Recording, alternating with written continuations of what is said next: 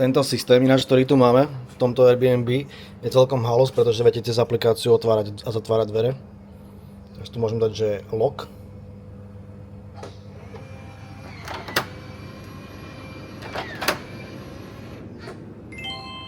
Teraz mi v podstate zavralo dvere. A týmto viete otvárať a zatvárať dvere na diaľku viac menej. Minule sa nám stalo, že sme prišli k dverám a tie dvere boli v podstate otvorené. Že sa to akýby nejakým spôsobom samo otvorilo. Tam niekde bolo písané to, že on detekuje to, že sa blížim k dverám a ono to otvorí samé. Čo neviem do akej miery je pravda teda. A ako to funguje, pretože viackrát sa mi to nestalo. No ale viem, že to bolo dosť na hovno, pretože sme prišli a pozeráme, že otvorené dvere do nášho apartmánu. Takže to bola taká halus. Dneska máme konkrétne 6.7. Patricia má meniny, takže môžete zagratulovať do komentárov. A teda vydali sme sa na cestu priamo teraz do Marbei. Ideme sa trochu pozrieť, že ako to tam vyzerá v centre. Aktuálne dobrý čas na to, že je najväčšie teplo vonku pomaly. Keď horúčavé ideme do mesta, tak sa schladí večer, tak ale je tam pekné historické centrum, sú tam nejaké pláže a ďalšie veci, na ktoré sa chceme pozrieť. Sériou ďalšie parkovisko v Marbelle. Ďalší tiket bereme. Por favor, pulse el botón. A tak dala mi, že XAU UU5. Bienvenido. Boha. Nevedia prečítať normálne značky. XAU UU5DX. No jak to vyzerá parkovanie? Celkom plné. Počkaj, to je všetko? Není všetko, dúfam. Aha, no, ešte že tak, druhé poschodie. Podzem, paráda. Á, tu je požehnanie. Pri tento Maybach ideme? Celkovo som sa obával parkovania v Španielsku, aj v Marbei, aj všade možne. A nie je to vôbec také zlé, väčšinou tie parkoviska tu sú veľké. Takmer vždy tu teda je nejaké to miesto a je ich tu naozaj dosť veľa týchto podzemných parkovisk. Takže ak náhodou idete autom do Marbei alebo celkovo Španielska, tak by ste nemali mať veľký problém s parkovaním niekde v podzemnej garáži. Takže rovno sme teda aj vyšli na námestí nejakom, kde tu máme také pekné sošky. Otočím riť, počkaj. Ďalšiu sošku. Koľko tých sošiek? Prohibido Peros. Tu máme nejakú pyramidku. áno, je to od Salvadora Dali. Mujer desnuda subiendo la escalera. Salvador Dali. Tuto hneď oproti nám máme pláž, pravdepodobne. To nie je tá jedna z tých pekných pláží náhodou tuto niekde? Tu máme ešte nejakých bikerov alebo skaterov, tak to máte veľmi pekné raily, ktoré by ste mohli dať. Z pár schodíkov. Potom na ďalšie kombo do ďalšieho railu. Tuto keby chcete nejaké zase originály, nejaké kabelky alebo tak, Rolex možno zase. Tu sa nachádzame na pláži. Ona je už tak zvyknutá, ty vole, že ona opäť na saláme. Ja ona tam si ona brúsi zuby, alebo tam sa grilluje jedlo. Tam sa grilluje jedlo?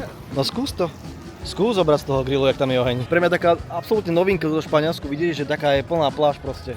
Všeobecne, lebo proste väčšinou, keď sme boli hoci kde na pláži, tak bolo, že väčšinou prázdno. A tak teraz sme predsa len v centre Marbei. Že tuto v okolí máme v podstate iba také, akéby takú pešiu zónu, viac menej pri pláži a samozrejme nejaké reštaurácie. Čo sme pozerali, tak cena tohto lehátka vychádza, že 10 € na celý deň. Akože not bad, ale tie lehátka mi prišli strašne na kope. Minule sme videli tiež za 20 €, ale to boli v beach klube a boli proste také oveľa pohodlnejšie. Ale tiež neboli úplne ďaleko od seba medzi sebou. A ideme teda rovno do v podstate starého mesta. V Marbei ideme hľadať také uličky úzke a také celkom pekné. Plaza de los Naranjos, to bude asi, či tak sa mi zdá. Je križovatka veľká, vytuningovaný Focus. Tu sa celkovo už nachádzajú nejaké také oveľa užšie uličky. ChatGPT nám povedal, že tento kostol máme navštíviť. Aj keď teda nie som ja nejaký fanúšik kostolov, takže sme povedali, že nech vymyslí niečo normálne a nie kostole. Tak to nejak vyzerá kostol. Tieto zábery sú venované mojej starkej. Ty kokos, ale oltár. Tak tento oltár akože vyzerá epicky. Fú, jak som sa zlakol. Hendy som sa strašne zlakol. Úplne som sa zlakol, až tam niekto stojí. Jesus Christ. Starkej by sa páčil tento oltár. Nie som fanúšik kostolov, ale toto vyzerá fakt epicky. Neviem, jak to vyzerá teda na kamere, určite nie až tak dobre ako tu. Ale nejak tak toto zaujímavé vyzerá. Odfotím Starkej, počkajte. No, content pre Starku mám. Môžeme mi poslať. Oni sú všetci utrápení. Oni majú všetky rovnaký výraz. Ty si možno vieš zobrať tú sviečku, zobrať ju do ruky, tu si sadnúť a spraviť si fotku s ventilátorom. Choď si tam sadnúť. Prečo? Choď si tam sadnúť. No, sadni, zober sviečku aj s tým ventilátorom ti spravím fotku. Pozri.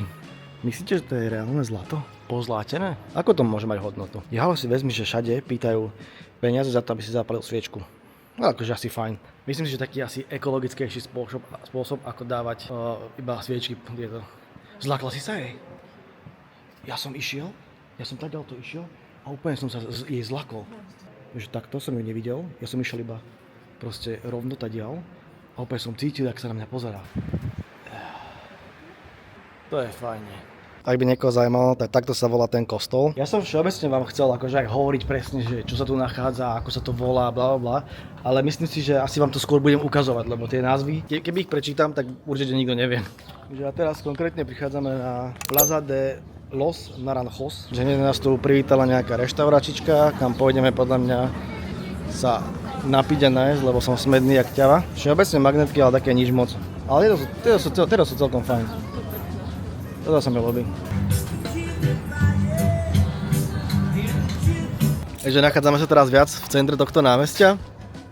To je také akože chillové, tam máš pár reštaurácií. Nakúpili sme ďalšie magnetky, už asi v poradí 358. Ak by niekto chcel a budeme mať prebytok náhodou magnetiek, tak mi napíšte, ja vám možno nejako pošlem. Musel som si kúpiť Red Bull, síce nepijem veľmi energy drinky, ale mal som strašnú chuť, kokos. Kokos, aká je veľká. Obrovská čajka, ty kokos. Halus, tie čajky sa proste ani nejak extra nezdajú, ale sú obrovské. Toto je pekné, no. Ináč je halus, že tuto máte napríklad že pohľadnice, ktoré si viete keby kúpiť, podpísať a rovno ich viete proste poslať. Čiže rovno to potom šupnete do tohto, dáte tam QR kód, tam to zaplatíte asi pravdepodobne a môžete to rovno poslať. Sadli sme si do reštaurácie tuto, do viac menej pizzerii nejakej talianskej. Španielsku. Dali nám sem také nejaké olivy, ktoré som už videl viackrát v Španielsku, že to dávali takto na stôl. Povedal som si, že by som to chcel vyskúšať. Takto to vyzerá, aj keď ja z duše neznášam olivy. Takže som zvedavý, jak to bude chutiť.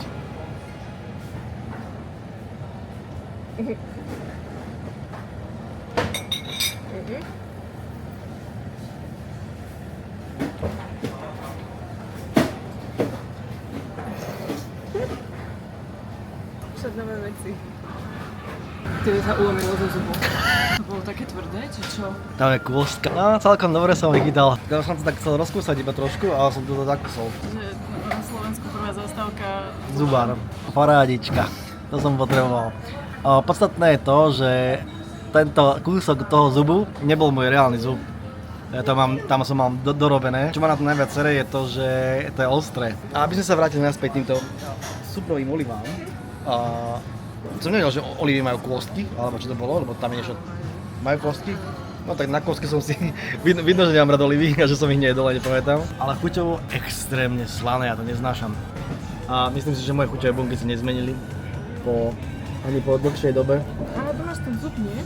Kde? Na tej orelke. Aha, to je môj zub? Že po vylomení zubu tu máme pizzu, z ktorej sa asi pekne prežerem, pretože nie som hladný. Špagety carbonara. Ty si nechcela že tagliate, alebo penne? Tagliate to ani nemajú. Z reštaurácie odcházíme a moje také skromné zhodnotenie napríklad tejto reštaurácie je, že 7, asi z 10 možno. Čo sa týka pizzy, možno som trošku ešte prehnal. 6? 5, možno aj menej. Také moc kečupové, akéby, že proste keby tam drbli iba kečup. Také nejaké, no nič výnimočné. Testoviny? Ešte som nikdy nejedol takéto divné carbonara. Zvláštna omáčka, slaninka taká, že žiadna. Ale neviem, také bez chuti. Aj milý bol, ešte sa aj pýtal, že ako sa povie pizza trúba po anglicky a som mu povedal, že je bakery. Takže teraz týpek bude hovoriť každému, že pizza ono je bakery. Je to pizza oven. No, to som si až potom. A hlavne čo na to bolo najhoršie to, že tá pizza stála 15 €. Akože 15 € je myslím, že bežná suma viac menej v Bratislave, v centre, niekde. Ale aj to asi nie je za margaritu. Margarita okolo 12 €. Kurva, čo som tu vstúpil pre Boha. Hádik, to nič. Úplne som sa takto ma šmyklo, keby som do nejakého hovna vstúpil totálneho. Ale boli to iba nejaké one. Parking v centre Marbelly, 5-10. 2 hodiny. Takže za 2 hoďky 5 €. Prišli sme na také jedno parkovisko, na také jedno miesto, kde mali byť pekné duny. Je to tu narvaté autami. Tu sme zaparkovali, kde nám to čajka ukázala miesto. Ktorá nás pravdepodobne porobila, alebo čo, lebo... Ale nechápem, vôbec som mi nerozumel. Stali vonku a keď vlastne videli, že tuto idú auta, tak povedal, že máme počkať. Čavo nasadol do auta, odparkoval ho sem. Ona celý čas pri nás čakala, štrngala si s nejakými peniazmi v ruke. No. Si jej dal drobné. Išla okolo nás, pískala si, zrazu si nasadla do auta a odišli spolu preč. Ale ja tomu rozumiem, to je biznis plán. Ja, Lebo že oni tu krúžia autom, zaparkujú na miesto, kde proste je nejaké voľné miesto, podržia ho a keď zbadajú nejaké auto, tak ho uvoľnia. A ona si nevypýtala peniaze. Vypýtala si. Ona len tak bola vedľa a nevypýtala nič, takže 2 eurá som jej dal. Ale koľko, jaký biznis plán? Dosť dobre, rafinované, ale Však zarobila 2 zarobila 2 a nám pomohla, lebo aj mi ukázala, ako mám zaparkovať, aj keď ja som síce vedel aj bez nej, ale Žiadne miesto, fakt, že žiadne. no, keby to oni nespravia, tak proste ideme domov, lebo nemali by sme kde zaparkovať. Aha, tu je aké miesto. Takže akože biznis plán veľmi rafinovaný. Vidíš, tomuto hovorím, že vynaj sa, furt sa dá nejako zarobiť a myslím si, že dobre, asi to nie je úplne legálne finančne, ale je to správne. Myslíš, že bloček myslíš, že máš? Potrebuješ do účtovníctva.